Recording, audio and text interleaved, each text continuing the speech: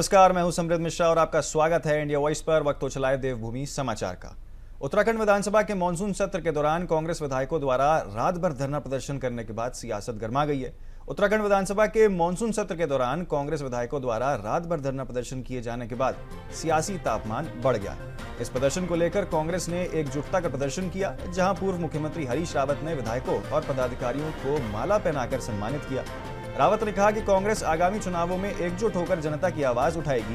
दूसरी ओर भाजपा ने कांग्रेस पर निशाना साधते हुए कहा कि इसे दिखावा है। भाजपा के प्रदेश मीडिया प्रभारी मनवीर सिंह चौहान ने आरोप लगाया कि कांग्रेस विधायकों ने सदन में जनता के मुद्दे उठाने के बजाय प्रदर्शन कर सदन की जो गरिमा है और जो बेडरूम है उसे बेडरूम में बदल दिया। इस बयान के बाद दोनों दलों के बीच एक जुबानी जंग जो है वो देखने को मिल रही है और विधानसभा से बाहर भी तेज हो गई है। कांग्रेस इसे जनहित की लड़ाई बता रही है, जबकि भाजपा इसे सस्ती राजनीति का नाम दे रही है। कि कांग्रेस पार्टी के नेताओं को शर्म आनी चाहिए कि जो विधायक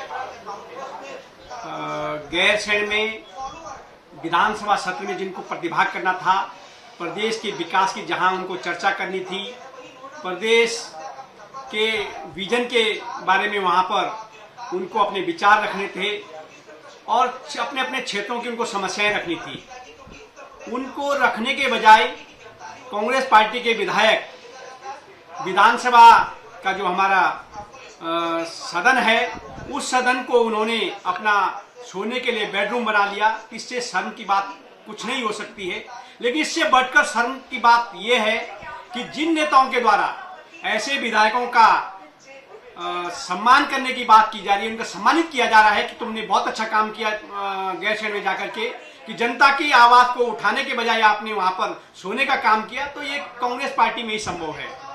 दूसरी बात, जो कांग्रेस पार्टी एक होने की बात कर रही है, तो इससे बड़ा प्रमाण क्या हो सकता है कि उनको ये प्रमाण देने के लिए कि हम एक हैं, एक साथ भाषणबाजी और एक साथ खड़े होने के उन्होंने एक जो प्रमाण दिया है कि उनकी एकता कहां है और कितनी है। थराली में हाल ही में आई आपदा ने जनजीवन को बुरी तरह प्रभावित कर दिया है। मुख्यमंत्री पुष्कर सिंह धामी स्थिति पर लगातार नजर बनाए हुए हैं और उन्होंने प्रभावित परिवारों को 5 लाख की आर्थिक सहायता देने की घोषणा की है। हालांकि ये मदद कई परिवारों के लिए अपर्याप्त साबित हो रही है, क्योंकि आपदा से हुए नुकसान का स्तर कहीं अधिक है। कांग्रेस के वरिष्ठ नेता और पूर्व मंत्री नवीन जोशी ने इस सहायता राशि को नाकाफी बताते हुए कहा कि उत्तराखंड में लगभग हर वर्ष आपदाएं आती हैं और सरकार को इस बार विशेष रूप से बड़ी राहत योजना लानी चाहिए थी। थराली में कई परिवारों ने अपने घर, पशुधन और जीविका के साधन गंवाए हैं। क्षेत्र में अब भी हालत सामान्य नहीं है और स्थानीय लोग सरकार से ठोस राहत, पुनर्वास और भविष्य के लिए स्थानीय समाधान की उम्मीद कर रहे हैं, ताकि ऐसी आपदाओं से बेहतर ढंग से निपटा जा सके। आपदा प्रभावित क्षेत्र में अभी भी हालत सामान्य नहीं है और लोग सरकार से ठोस राहत और पुनर्वास की उम्मीद लगाए बैठे। देखिए, उत्तराखंड में जो आपदा आ रही है बहुत ही चिंता का विषय है। आपदा हर साल आती है, लेकिन सरकार ने इससे कोई सबक नहीं लिया। अगर इससे सबक लिया जाता तो जो आपदा प्रबंधन है उसको पहले से जो संभावित क्षेत्र है जहाँ पे इस प्रकार की आपदाएं आती हैं उनको पहले से वहाँ पे मौजूद किया जाता, लेकिन सरकार ने ऐसी कोई भी पहल नहीं करी जिससे हम आपदा से निपट सकते हैं। अभी जिस प्रकार से उत्तरकाशी के थराली में आपदा आई है, वहाँ पे कई लोगों के घर बह गए, लोग बह गए, कई लोग अपनी जान गंवा चुके हैं, लोगों के रोजगार छीन चुके हैं, लेकिन सरकार ने वहाँ पे मुआवजे के नाम पर मात्र खाना पूर्ति करी है। अब थराली में भी इतनी बड़ी आपदा आई है, लेकिन माननीय मुख्यमंत्री जी वहाँ उनके बीच में गए हैं, लेकिन जाने से सिर्फ नहीं होगा। लोगों के व्यवसाय खत्म हो चुके हैं और लोगों के घर खत्म हो चुके हैं और लोगों का जनजीवन पूरा तरह से प्रभावित हो चुका है। तो सरकार को इस बारे में संज्ञान लेना चाहिए और जो ज़रूरत की चीज़ें हैं, मात्र 5 लाख रुपए मुआवजा बहुत ही कम है। जो अपने दुकानें गंवा चुके हैं, मैं तो एक देख रहा था किसी की वहाँ पे दुकान थी तो 20 लाख रुपए का तो सिर्फ सामान बह गया। सरकार को आंकलन करना चाहिए, अपनी एक टीम भेजनी चाहिए, इस प्रकार से वहाँ पे मुआवजा निर्धारित होना चाहिए जिससे कि लोगों का जीवन बसर आराम से हो सके। कांग्रेस के पूर्व प्रदेश अध्यक्ष गणेश गोडियाल ने थराली क्षेत्र का दौरा कर आपदा प्रभावितों से मुलाकात की है और उनकी समस्याएं सुनी। उन्होंने केंद्र सरकार से मांग की है कि प्रदेश में आई आपदा को देखते हुए तुरंत राहत राशि जारी की जाए ताकि पुनर्वास और मदद कार्यों में तेजी लाई जा सके। गोडियाल ने करसाली पॉलिटिकल रिसर्च सेंटर, थराली बाजार, चेपाड़ो और रीडबाग जैसी प्रभावित इलाकों का निरीक्षण किया। उन्होंने कहा कि आपदा से प्रदेश में जनधन की भारी क्षति जो है वो देखने को मिली है और तत्काल कदम उठाने भी जरूरी हैं। कांग्रेस के पूर्व प्रदेश अध्यक्ष ने प्रभावित इलाकों का जायजा लिया है और उसके बाद सरकार से जल्द धनराशि जो है वो स्वीकृत करने की बात की। अडल बन के सामने आ रहे हैं तो आपने उन लोगों को साइड करना चाहिए। अतीत में हमने बहुत मुख्यमंत्री देखे प्रदेश में, नारायण दत्त तिवारी से लेके और एक से एक मुख्यमंत्री देखे, और लगता है कि आप जो है मुख्यमंत्री बन के एक जनप्रतिनिधि को, वो भी महिला, और वो मिलना चाह रही है इस आपदा की घड़ी में आपसे कि भाई इस क्षेत्र में क्या क्या हुआ, और आप पार्टीगत भावना रख के इस क्षेत्र में अगर आ रहे हैं तो ये दुर्भाग्यपूर्ण है।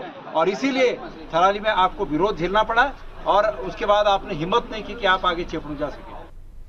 देहरादून नगर निगम की बैठक में कल निगम सभागार में आयोजित किया गया। बैठक को लेकर सभी तैयारियां पूर्ण कर ली गई हैं। नगर आयुक्त ने जानकारी देते हुए बताया कि बैठक के लिए पार्षदों की ओर से विभिन्न विषयों पर प्रस्ताव प्रस्तुत किए जाएंगे। पार्षदों ने अपने अपने क्षेत्र की समस्याओं को सामने रखते हुए सड़क मरम्मत, स्ट्रीट लाइट की व्यवस्था, पेयजल आपूर्ति और जल निकासी जैसे मुद्दों को बैठक में उठाने की बात की। नगर आयुक्त ने बताया कि प्राप्त प्रस्तावों पर विस्तार से चर्चा की जाएगी और समस्याओं के समाधान को लेकर अग्रिम कार्रवाई भी तय की जाएगी।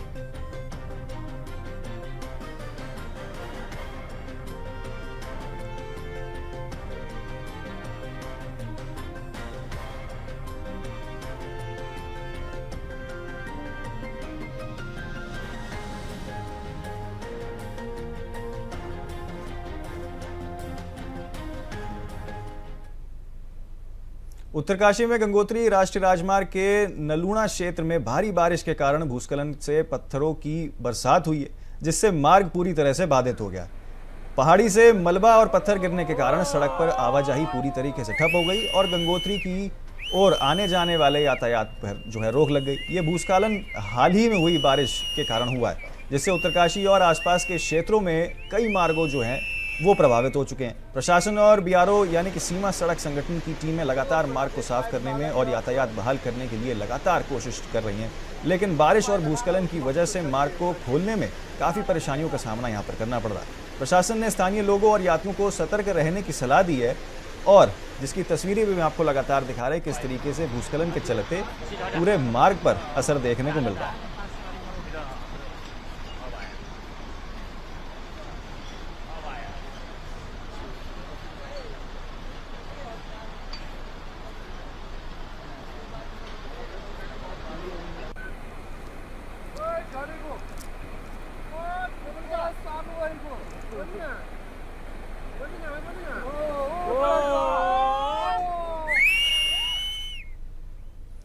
धर्मपुर चौकी क्षेत्र जसपुर कोतवाली के अंतर्गत नेशनल हाईवे 74 पर फीका पुल के पास आज सुबह एक प्राइवेट बस और गेहूं से लदे ट्रैक्टर ट्रॉली की टक्कर हो गई। बस उत्तर प्रदेश के काशीपुर की ओर से आ रही थी, जिसमें लगभग 60 यात्री सवार थे। बस ने टक्कर ट्रॉली को पीछे से टक्कर मार दी, जिससे बस में सवार 10 यात्रियों को चोट लग गई। सूचना मिलने पर पुलिस मौके पर पहुंची और घायलों को सामुदायिक स्वास्थ्य केंद्र जसपुर में भर्ती कराया गया। प्राथमिक उपचार के बाद 8 यात्रियों को छुट्टी दे दी गई है, जबकि 2 की हालत नाजुक होने पर उन्हें हायर सेंटर रेफर कर दिया गया। सामुदायिक स्वास्थ्य केंद्र के प्रभारी धीरेन्द्र मोहन गहलोत ने बताया कि बस में विभिन्न जनपदों के यात्री सवार थे। दुर्घटना के कारणों की जांच जो है वो जारी और पुलिस ने घटनास्थल पर सुरक्षा प्रबंध कड़े कर दिए गए हैं।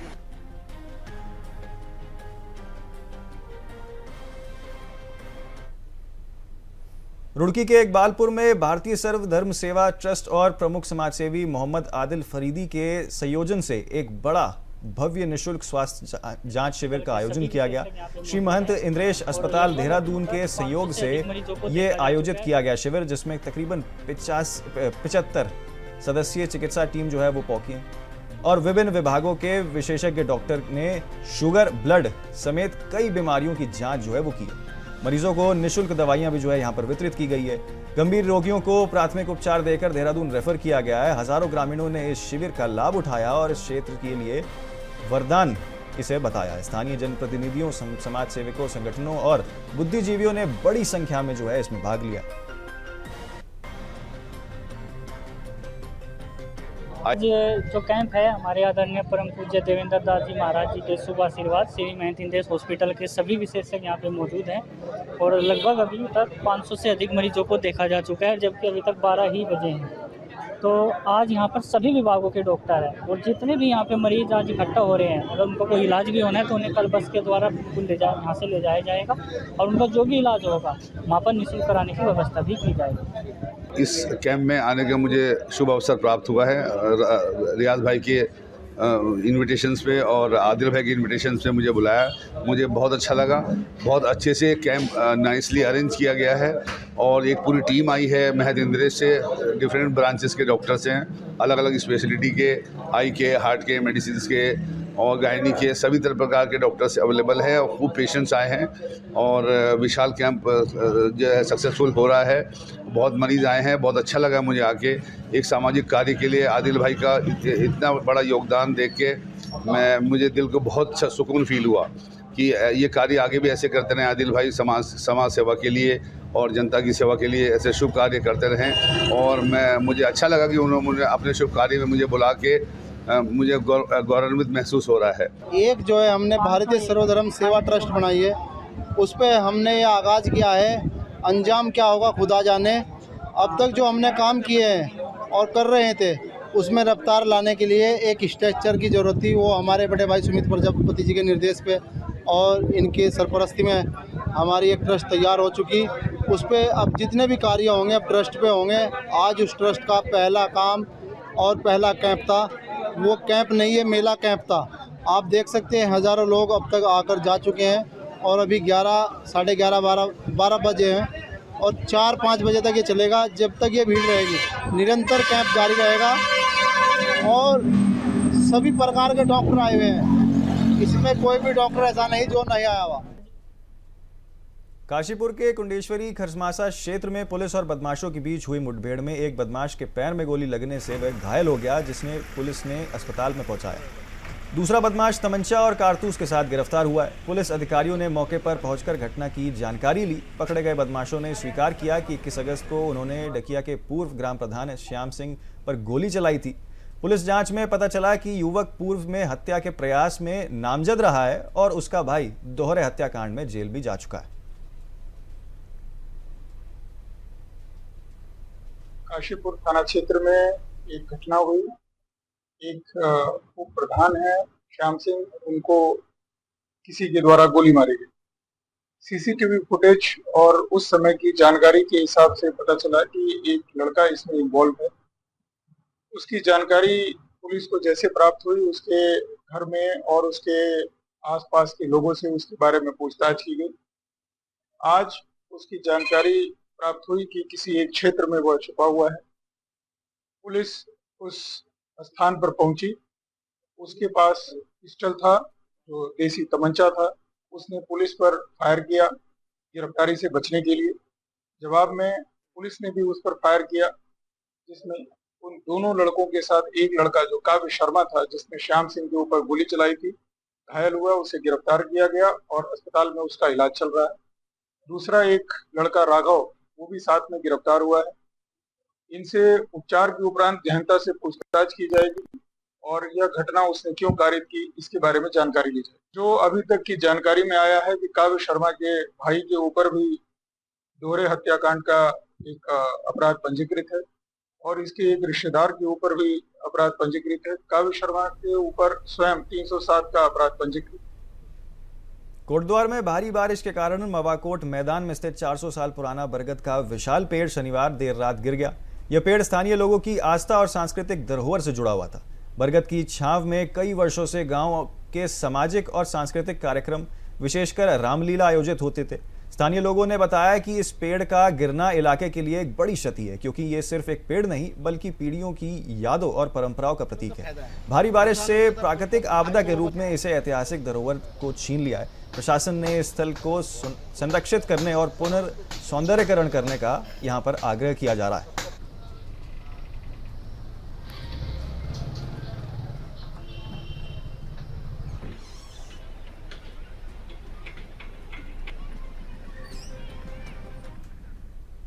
खबर देहरादून से है, जहां चक्राता रोड स्थित माउंट क्राफ्ट के गोदाम में रविवार तड़के अचानक आग लग गई। गोदाम में बड़ी मात्रा में कपड़े, धान और लकड़ी की सामग्री जो है वो रखी हुई थी। आग लगने के कारण आसपास के लोगों को तुरंत इसकी सूचना मिली और पुलिस और फायर ब्रिगेड की टीम को यहां सूचित किया गया। सूचना मिलते ही 2 फायर ब्रिगेड टैंकर मौके पर पहुंचे और दोनों ओर से कड़ी मशक्कत के बाद आग पर अल्प समय में पूरी तरह से काबू पा लिया गया।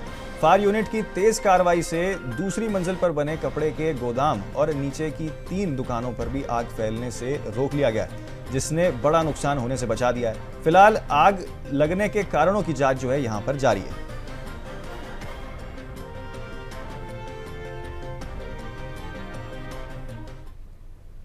उत्तरकाशी जनपद में गंगोत्री राष्ट्रीय राजमार्ग एक बार फिर लैंडस्लाइड की चपेट में आ गया है।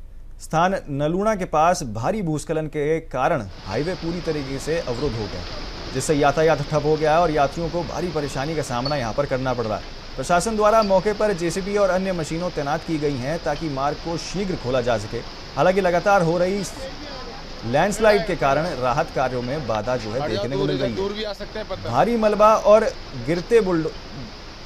गिरते कारण इसकी वजह से कारण जो है खोलने में जोखिम हो रही है। और आपको बता दें, प्रशासन ने लोगों से अपील की है कि वे अनावश्यक रूप से इस मार्ग पर यात्रा ना करें और वैकल्पिक मार्गों का प्रयोग करें। स्थिति पर नजर बनाए रखने की भी यहाँ पर प्रशासन लगातार बात कर रहा है और आपदा प्रबंधन की टीम मौके पर डटी हुई है और राहत कार्यों में तेजी जो है लाई जा रही है।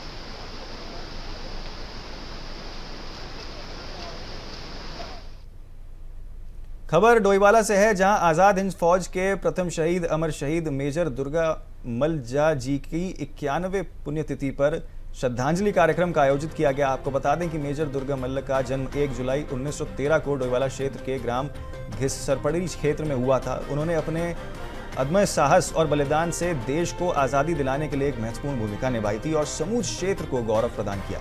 बलिदान दिवस के अवसर पर नगरपालिका परिसर डोईवाला, चौक बाजार और शहीद दुर्गा मल्ल डिग्री कॉलेज में विविध श्रद्धांजलि कार्यक्रम का आयोजन किया गया।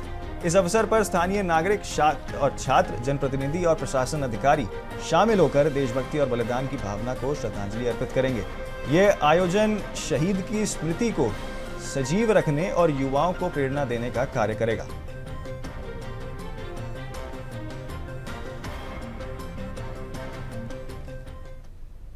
उत्तराखंड सरकार 29 अगस्त को राष्ट्रीय खेल दिवस के अवसर पर प्रदेश के खिलाड़ियों को सम्मानित करेगी। खेल मंत्री रेखा आर्या ने जानकारी दी कि परेड ग्राउंड में एक भव्य समारोह आयोजित किया जाएगा, जिसमें 38वें राष्ट्रीय खेल में पदक जीतने वाले खिलाड़ियों को तकरीबन 11.79 करोड़ रुपए की नगद जो है इनाम राशि प्रदान की जाएगी। इसके अलावा विभिन्न राष्ट्रीय परियोजनाओं में उत्तराखंड के लिए पदक जीतने वाले तकरीबन 432 खिलाड़ियों को, अंतर्राष्ट्रीय स्तर पर देश के लिए पदक जीतने वाले राज्य के 27 खिलाड़ियों को भी इनाम दिया जाएगा। बता दें कि इस दिन कुल लगभग 22 करोड़ रुपए की धनराशि जो है वितरित की जाएगी। मुख्यमंत्री प्रोत्साहन योजना के अंतर्गत 14 से 23 वर्ष के बीच तकरीबन 2199 चयनित खिलाड़ियों को तकरीबन 3.97 करोड़ रुपए से अधिक की धनराशि जो है डिबिट के माध्यम से खाते में भेजी जाएगी। सरकार का यह कदम खिलाड़ियों को प्रेरित करने की दिशा में एक बड़ा प्रयास है।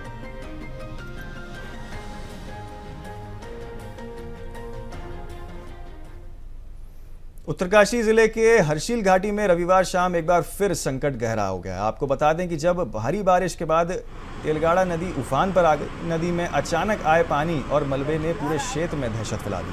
खासकर बड़े बड़े बोल्डर और भारी मलबा भागीरथी नदी में पहुंच गए हैं, जिससे उनका प्रभाव अवरुद्ध हो गया और झील बनने की आशंका जो है वो बढ़ गई है।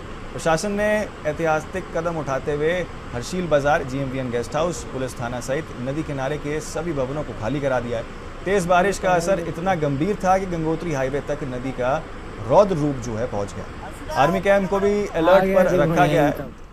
धराली क्षेत्र में लगातार खीरगंगा का मलबा जो है वो बना हुआ है और वहीं तेलगाड़ में आ रहे बिल्डर हालत को और भयावह बना दिया। प्रशासन और सेना की टीमें जो है लगातार स्थिति पर नियंत्रित और नजर बनाए हुए दिखाई दे रही हैं।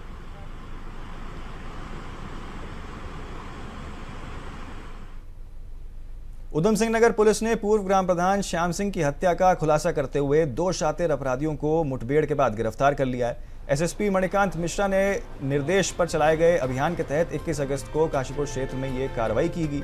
गिरफ्तार आरोपी की पहचान काव्य शर्मा और राघव मिश्र उर्फ निखिल के रूप में हुई है। पूछताछ में काव्य शर्मा ने स्वीकार किया कि आपसी रंजिश के चलते उसने श्याम सिंह की हत्या की थी। जांच में सामने आया है कि दोनों आरोपियों का आपराधिक इतिहास है। काव्य का भाई कार्तिक दोहरे हत्याकांड में जेल में है, जबकि उसका मामा प्रदीप शर्मा भी हत्या के प्रयास में जेल में जा चुका है। एसएसपी ने कहा कि अपराधियों के लिए जिले में कोई जगह नहीं है। पुलिस की सख्त कार्रवाई से क्षेत्र में अपराधियों में डर और जनता में भरोसा बढ़ा है।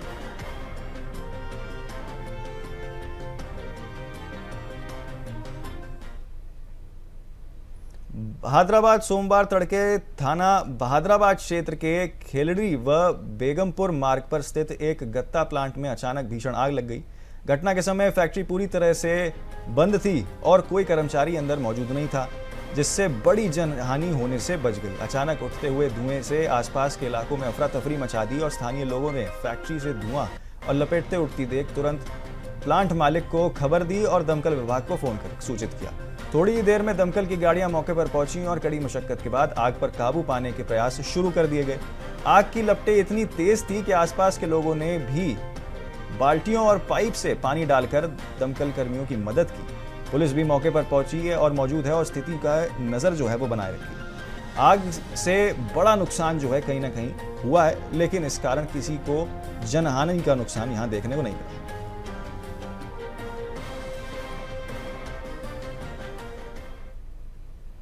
फिलहाल के लिए देवभूमि समाचार में मेरे साथ इतना ही। आप जुड़े रहिए इंडिया वॉइस के साथ।